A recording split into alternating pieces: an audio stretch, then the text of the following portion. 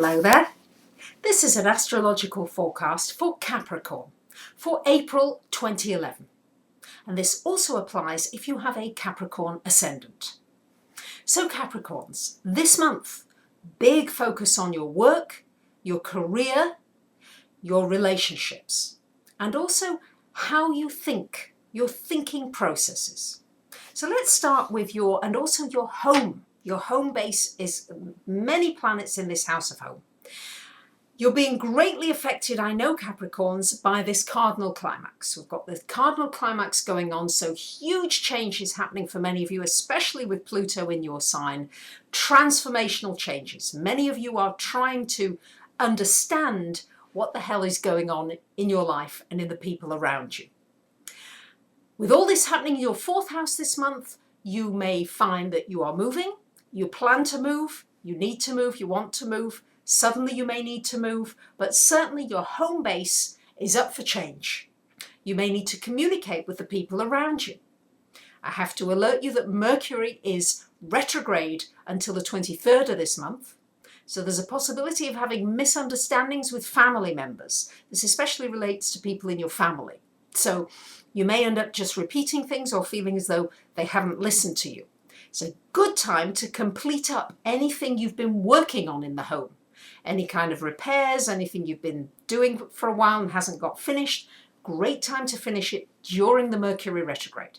The only thing Mercury retrograde is not good for is starting new things, new projects, signing new agreements. It's not good for that, but it's ever so good for completing things. So make the most of it while it's in that fourth house for you, Capricorns. So it's going to shine a light on your environment. For those of you that want to change in your home area, it's going to happen. It's the seeds are really being planted this month. So if you want to move and you're looking and you want to find something and you've not found something, you may well find it this month. You're certainly going to have some insights as well into your family, into maybe things that have been going on that you weren't aware of, and all of a sudden something unexpected comes out that you hadn't thought about. Oh, okay. So certainly a lot happening with your home base, a lot of changes and a possibility of a move. With your career, there's been some obstacles, there's been some things that you feel you've got to go through, but as long as you keep putting those good structures in place, Capricorns, keep doing it. Don't be too rigid. There's a tendency sometimes to be a little too rigid. If you're not too rigid and you put new structures in place, you go with the flow, you don't get too bogged down with all your paperwork and other things, then you'll be able to fly in the career area. Really, probably you're going to be taking on a lot more responsibility in this area. So for those of you that don't have work, you may have to accept work for less money or not quite what you wanted. For those of you who do have work, expect to see take on more responsibility in that area, and also maybe some restructuring in your work area if you work for somebody else. Perhaps the most important thing happening this month is the fact that Neptune, the planet of fogging and confusion, changes sign on the 5th of the month until August of this year. Then it briefly goes back into Aquarius, and in February of next year it stays in Pisces for several more years to come. Neptune rules anything connected with water, with gas, with unseen things, things that are not real, things that we can't necessarily see, and it certainly rules liquids. Neptune would have ruled that terrible oil spill. It also rules the terrible radiation that we can't see the effects of that's been happening in Japan. So all these kinds of things that we can't see are Neptune ruled. So where you can't see things is where Neptune is in your chart natally.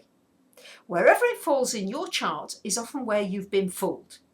So let's say it falls in your 8th house natally. This could be that you've been fooled by anything connected with joint finances. Or maybe you've lost an important court case, or you've lost money through a partner or a partnership. Or you've made sacrifices financially for a partner. Maybe you've had to support somebody else and look after them financially. Wherever that Neptune falls, very often you've made those sacrifices gladly. It might not be till many years later that you see that, I didn't realize quite what I was doing. So Neptune will fool you. Now Neptune for you Capricorns is transiting, this Neptune change is in your 3rd house.